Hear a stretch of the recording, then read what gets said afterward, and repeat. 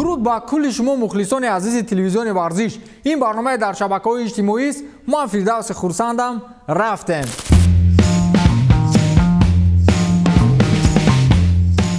قرعه‌کشی لیگ چمپیون‌ها را دیدید؟ درگبا و مالودا کار کردند که همون اینتریگی که چند سال شد مرده است باز زنده شود.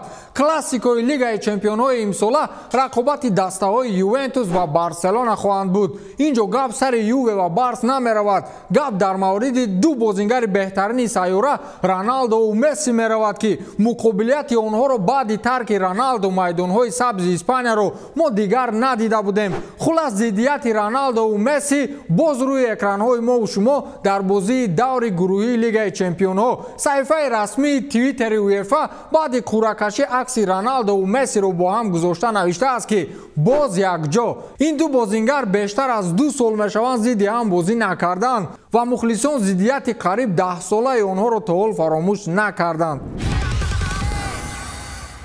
در آوازانه ترانسفری باز یک گزارش دیگر با وجود خواهد آمد که بزرگان فوتبال را با پای می‌خزاند. ممفیس دپای قرار است از دسته لیون به دسته بارسلونا گزارش نماید. اکنون بینید که گزارش دپای در عالم فوتبال چی تاثیر میگذارد. اگر بارس دپای را به دسته بیارد طبق نقشه‌هایشان باید عثمان دمبله کاتالونیا را ترک نماید. دمبله باشد فوتبالبازی است که مورد احترام خاصه مسی قرار گرفته است. مسی در نوبت خود که حالا نوز و نوزش برابریت باشگاه می‌گنجد دو پای در یک موزه ضد این ترانسفر است و رهبریت را آگاه نموده است که دپای را نبیارید تا عثمان دمبله از دستان نرود. خلاص با قول کارها در فضای داخلی باشگاه کش است. ما نمیدونیم این بچه انجام می‌یابد چون رونالد کومان دپای را آوردنی است و دمبله را به منچستر فروختنی است. مسی باشد از دپای بیزار است و دمبله را به هر واسطه می‌خواهد در دسته محفوظ نگه دارد. این دوستان جنگ نوبتی کومان با مسی است. اکنون می‌بینیم که کدامش غالب می‌آید، مسی یا کومان.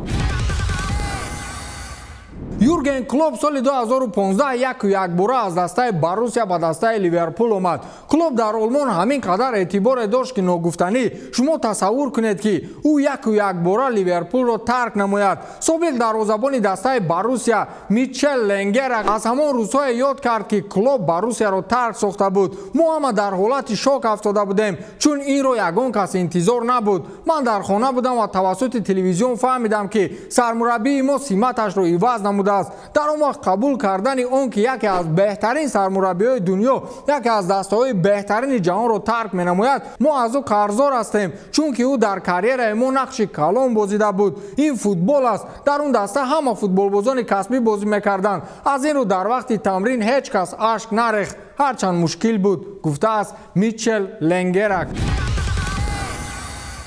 منیجر حبیب نورمگامدوف علی عبدالعزیز که همزمان منیجر رقیب حبیب جاستین گیجی است در مورد رقابت آینده حبیب حرف زد. درباره اون رقابتی که حبیب بعد از گیجی برپا میکند. منیجر در یک صحبت خاصه با روزنامه‌نگاران گفته است که من به شما کفالت میدیم که بعد گیجی یگان سورپریز نیست. در نقشه نه کانور است نه سمپیر. این گفتگوی من دینا وایت است. فقط همین رو میگویم که رقابت تاریخی خواهد بود. اما پیش از این بیاید با جاستین گیجی نظر نماییم. رقابت برای کمربند چمپیونی میان حبیب و گیجی این بهترین رقابت میان رزمگران وزن سبک خواهد بود گفته است علی عبدالعزیز. رقابتی که کانور ضد حبیب نباشد دیگر چی جای رقابت تاریخیش میموند؟ اون دیگراش حبیب به نوبت زدن میگیرد. ماند کانور رو یک بار دیگر رقابت اصیل تماشا کنیم.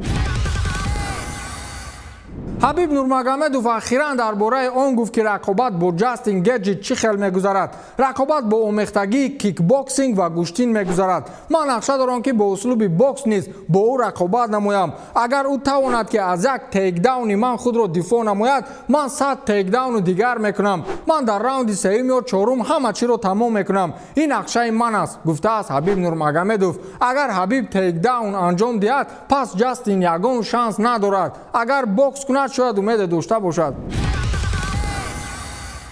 бозингари мунтахаби ӯзбекистон дар майдонҳои сабзи италия Элдор Шомуродов аз дастаи Ростов ба Ҷеноа Италия гузариш кард. Элдор Шомуродов ҳамлагари тими миллии Ӯзбекистон метавонад корномаи варзишии худро дар Италия идома диҳад. Дар мавриди ҷавони 25-солаи ӯзбек клубҳо ба мувофиқа расиданд. гуфта мешавад ки ин муомилот наздики 8 миллион евроро дар бар гирифтааст. Шомуродов аз соли 2017 дар ҳайати Ростов бозӣ мекард. қабл аз Россия дар ватани худ дар тимҳои Бунёдкор ва Машъал бозӣ кардааст. Элдор Шомуродов соли 2015 ба дастаи мунтахаби Ӯзбекистон даъват карда мешавад. дар мавсими ҷорӣ форвард дар 8 бозии Премер-лигаи Россия ширкат варзида ба задани гол даст наёфтааст. рақобати хайриявии Дастин Порье ва Конор Макгрегор ниҳоятан маргузор мешавад. инро худи ирландӣ дар саҳифаи твиттераш расонаӣ кард. гуфта мешавад ки рақобати Конор Макгрегор ва Дастин Порье рӯзи 12 декабр дар Ирландия баргузор мегардад ки ин ҳодиса бидуни иштироки ташкилоти размии UFC барпо хоҳад шуд. маблағе ки ба сифати даромад аз ин рақобат мегиранд пурра ба фонди хайриявие ки онро Порье раҳбарӣ мекунад гузаронида мешавад. ин иқдоми Конор Макгрегор мебошад ки Дастин Порье рад накард. ба ҳамин тамом то дидор хайр.